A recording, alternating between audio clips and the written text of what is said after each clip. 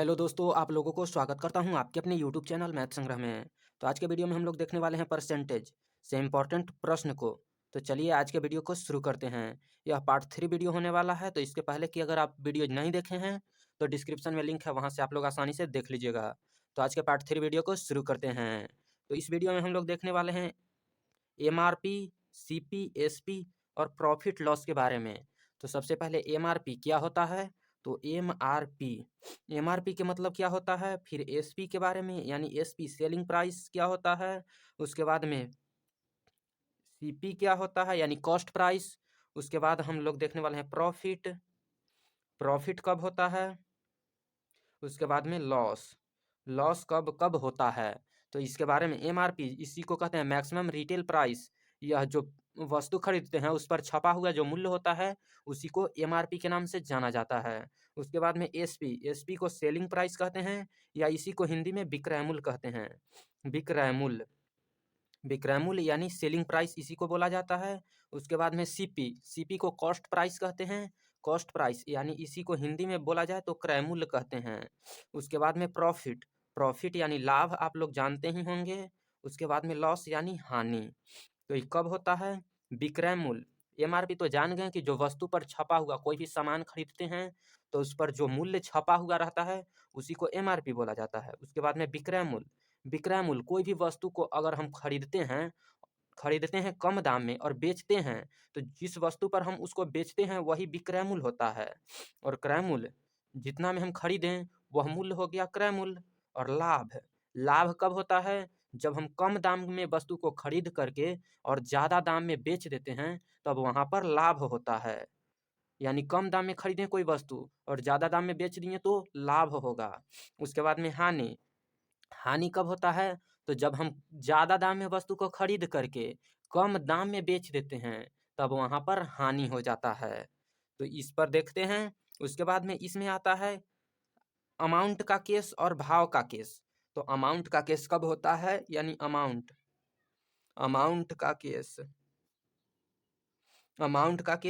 का केस में हम लोग निकालते हैं। अमाउंट का केस में जो होता है रुपया के बारे में चर्चा होता है। जैसे मैं कहेगा कि 10 वस्तु को हम 20 रुपया में खरीदें और उसको बेच दिए तब वहाँ पर लाभ हानि होगा। जो लाभ हानि होगा वो पैसा में होगा, यानी रुपया में खरीदें तो रुपया में होगा। उसके बाद में अमाउंट के केस में प्रतिशत लाभ पूछ देता है। तो प्रतिशत लाभ निकालने का फॉर्मूला होता है, सीधा यहाँ लाभ लिखेंगे जितना लाभ हो रहा है उतना। उसके बाद में क्रय मूल्य, लाभ बटा क्रय मूल्य और गुना कर देंगे 100 से, तभी प्रतिशत लाभ निकल जाएगा। लाभ बटा क्रय मूल्य गुना 100 कर देंगे तो प्रतिशत लाभ निकल जाएगा। उसके बाद में प्रतिशत हानि पूछेगा। तो प्रतिशत हानि निकालने के लिए सीधा लिखेंगे हानि बटा क्रय मूल्य और गुना कर देंगे 100 से, तो यहाँ प्रतिशत हानि निकल जाएगा। लेकिन ये अमाउंट के केस में निकालने के लिए फॉर्मूला है। अगर इसमें भाव के केस में पूछे यानी भाव का केस में प्रतिशत लाभ पूछे तो प्रतिशत लाभ बराबर फॉर्मूला होता है, सीधा यहाँ पर क्रयमूल्य है तो भाव वाला में सीधा विक्रयमूल्य हो जाता है क्रयमूल्य के जगह पर। तो प्रतिशत लाभ बराबर यहाँ लाभ लिखेंगे। उसके बाद में नीचे में विक्रय मूल्य हो जाता है, भाव के केस में नीचे में विक्रय मूल्य और गुना 100 कर देते हैं। उसके बाद में प्रतिशत लाभ हो गया तो प्रतिशत हानि, तो प्रतिशत हानि होता है तो यहाँ हानि लिखते हैं। प्रतिशत हानि बराबर हानि बटा विक्रय मूल्य और गुना 100, ये प्रतिशत हानि निकल जाएगा। अमाउंट के केस यानी भाव के केस में प्रतिशत लाभ पूछे तो लाभ बटा क्रय मूल्य गुना 100 कर देते हैं। प्रतिशत हानि पूछे तो हानि बटा क्रय मूल्य गुना 100 कर देते हैं। ये अमाउंट के केस में होता है। भाव के केस में जहाँ पूछे तो भाव के केस में प्रतिशत लाभ तो लाभ बटा विक्रय मूल्य हो जाता है भाव के केस में और गुना 100। और हानि के केस में भाव के केस में प्रतिशत हानि तो हानि बटा विक्रय मूल्य गुना 100। अभी भाव के केस में क्या होता है, तो भाव के केस में रुपया का चर्चा नहीं होता है, इसमें वस्तु का चर्चा होता है। जैसे में बोलेगा कि 10 वस्तु का क्रय मूल्य 20 वस्तु के विक्रय मूल्य के बराबर है तो वहाँ पर प्रतिशत हानि पूछेगा तो ये फार्मूला पर लगा देंगे।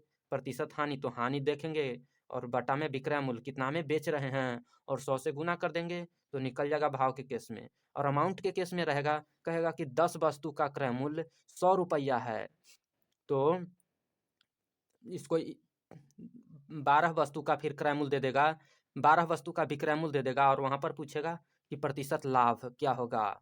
इस तरह के प्रश्न रहेगा, इसमें पैसा के चर्चा हो रहेगा। जैसे में हम आपको बता देते हैं, जैसे में बोलेगा कि 10 वस्तु, भाव के केस में बोलेगा कि मोहन 10 वस्तु का क्रय मूल्य 8 वस्तु के विक्रय मूल्य के बराबर है, तो प्रतिशत लाभ निकाल देंगे। उसी तरह से भाव के केस में वस्तु का सिर्फ चर्चा होगा, पैसा रुपया का चर्चा नहीं होगा, और अमाउंट के केस में रुपया पैसा के चर्चा होगा। उसके बाद में हम लोग देख लेते हैं कुछ इस पर इंपॉर्टेंट प्रश्न को, कि भाव के केस में कैसा प्रश्न पूछता है और अमाउंट के केस में कैसा प्रश्न पूछता है। जैसे में बोलेगा कि मोहन 12 वस्तु का क्रय मूल्य 10 वस्तु के विक्रय मूल्य के बराबर है, तो मोहन जो है, मोहन 12 गो वस्तु खरीदता है, मोहन 12 वस्तु का क्रय मूल्य, वस्तु का क्रय मूल्य 10 वस्तु के क्रय मूल्य 10 वस्तु के विक्रय मूल्य के बराबर है, विक्रय मूल्य के बराबर है, बराबर है। 12 वस्तु का क्रय मूल्य 10 वस्तु के विक्रय मूल्य के बराबर है, तो प्रतिशत लाभ, तो प्रतिशत लाभ पूछ देगा कि प्रतिशत लाभ क्या होगा। तो 12 वस्तु का क्रय मूल्य जो है 10 वस्तु के विक्रय मूल्य के बराबर है, तो यहाँ पर प्रतिशत लाभ यानी लाभ हो रहा है, क्योंकि 10 गो वस्तु जितना में खरीद रहा है उतना ही में 12 गो वस्तु जितना में खरीद रहा है उतना ही में 10 वस्तु बेच दे रहा है, तो यहाँ पर लाभ होगा। तो लाभ कितना का होगा, तो 12 गो वस्तु खरीदेगा और 10 गो बेचेगा, यानी 2 गो वस्तु लाभ हो जाएगा, यानी लाभ 2 गो वस्तु हो जाएगा। तो प्रतिशत लाभ पूछा है, तो प्रतिशत लाभ के लिए हम ई वाला फॉर्मूला लगाएंगे, क्योंकि यह भाव का केस दिया हुआ है, सिर्फ वस्तु वस्तु बोला है, पैसा रुपया का इसमें चर्चा नहीं है, तो सीधा भाव के केस वाला लगाएंगे। तो प्रतिशत लाभ हो रहा है, तो प्रतिशत लाभ वाला फॉर्मूला, लाभ बराबर लाभ बटा विक्रय मूल्य गुना 100, तो लाभ हो जाएगा 2 गो वस्तु के विक्रय मूल्य, तो बेच रहा है 10 गो वस्तु, तो बटा में 10 हो जाएगा।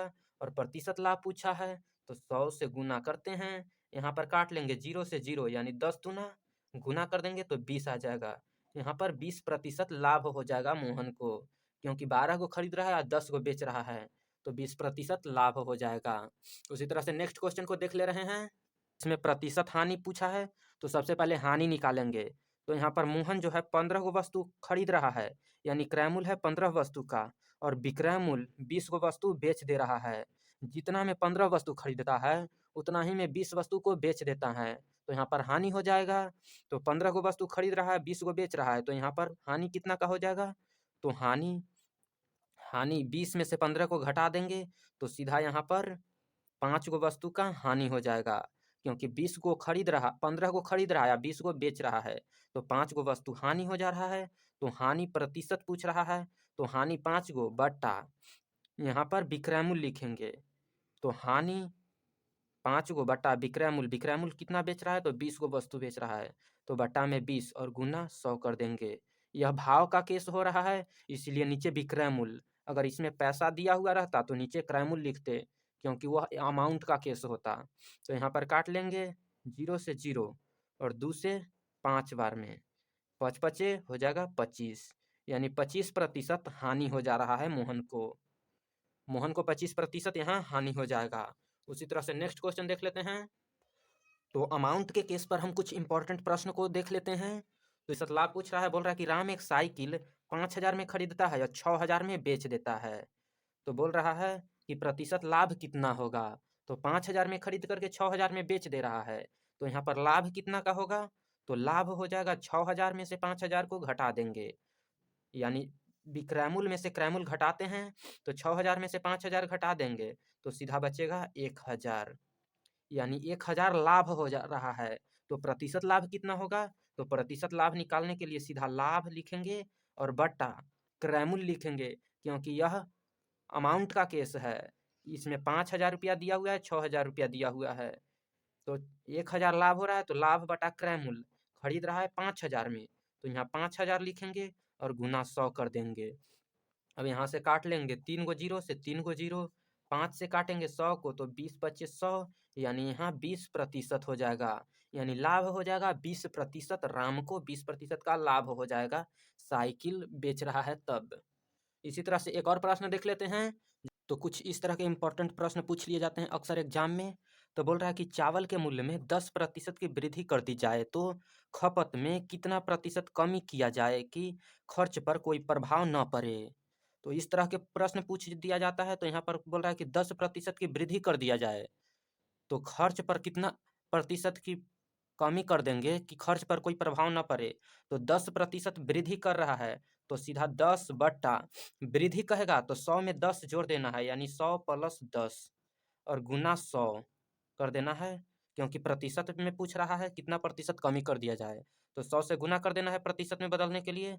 अब यहाँ से निकाल लेंगे 10 बट्टा 100 में 10 जोड़ेंगे तो 110 हो जाएगा। 10 क्यों जोड़ें? क्योंकि 10% वृद्धि बोल रहा है और बोल रहा है कि वृद्धि कर दिया जाए तो खर्च पर प्रभाव नहीं पड़ने के लिए, इसलिए हम 100 में 10 जोड़ देंगे। यहाँ पर जो बोलेगा वही करेंगे। 10% वृद्धि कह रहा है तो 10 जोड़ दिए तो 10 ऊपरे, क्योंकि 10% है तो 10 बटा 100 + 10 और गुना 100 कर देंगे तो सीधा आ जाएगा 10 बटा 100 में 10 जोड़ेंगे तो 110 और गुना 100।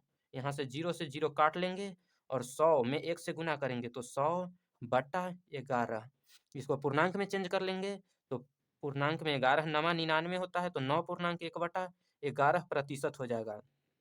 कह रहा है कि चावल के मूल्य में 10% वृद्धि कर दिया जाए तो खपत में कितना कमी किया जाए कि खर्च पर कोई प्रभाव न पड़े। तो खपत में 9.1/11% कम कर दिया जाए तो जितना पहले लगता था पैसा खरीदने में चावल को, उतना ही पैसा में अभी भी हो जाएगा। सिर्फ खपत में 9.1/11% कमी करना होगा तब। उसी तरह से दूसरा नंबर प्रश्न दिया हुआ है। कह रहा है कि चीनी के मूल्य में 25% की वृद्धि कर दिया जाए तो खपत में कितना प्रतिशत कमी किया जाए कि खर्च पर कोई प्रभाव न पड़े।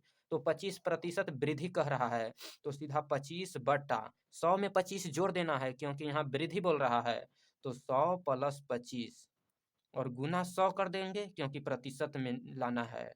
तो यहाँ पर कर लेंगे 25 बट्टा 100 में 25 जोड़ेंगे तो 125 और गुना 100। यहाँ से काट लेंगे तो 25 से 125 को काटेंगे तो 5 बार में और 5 से 100 को काटेंगे 20 बार में, तो यहाँ से 20% आ जाएगा। यानी खपत में 20% कमी कर देंगे तो खर्च पर कोई प्रभाव नहीं पड़ेगा। 25% अगर मूल्य बढ़ रहा है, चीनी के मूल्य में 25% वृद्धि हो रहा है तो खपत में 20% कम कर देंगे तो खर्चा पर कोई प्रभाव नहीं पड़ेगा। उसी तरह से नेक्स्ट प्रश्न देख लेते हैं। तो तीसरा नंबर प्रश्न आप लोगों के सामने दिया हुआ है। कह रहा है कि काजू के मूल्य में 20% कमी कर दिया जाए तो खपत में कितना प्रतिशत वृद्धि कर दिया जाए ताकि खर्च पर कोई प्रभाव न पड़े। तो 20% कमी कर रहा है तो सीधा 20 लिखना है और बटा 20% कमी, तो जहाँ कमी कहे तो 100 में से घटा देना है तो 100 माइनस 20 कर देंगे, क्योंकि 20% कमी बोल रहा है। तो 100 माइनस 20 करेंगे तो 20 बटा और यहाँ 100 से गुना, तो यहाँ 20 आ जाएगा ऊपर बट्टा 100 में से 20 घटाएंगे तो 80 और गुना 100। यहाँ से काट लेंगे 20 चौका 80, 4 से काटेंगे 100 को तो 25 बार में, तो यहाँ आ जाएगा 25%। यानी काजू के मूल्य में 20% की कमी हो जाएगा तो खपत में 25% बढ़ा देंगे तो जितना पैसा में पहले काजू खाते थे उतना ही पैसा में अगर खाना चाहें तो 25% खपत बढ़ा देंगे, फिर भी खर्च पर कोई प्रभाव नहीं पड़ेगा।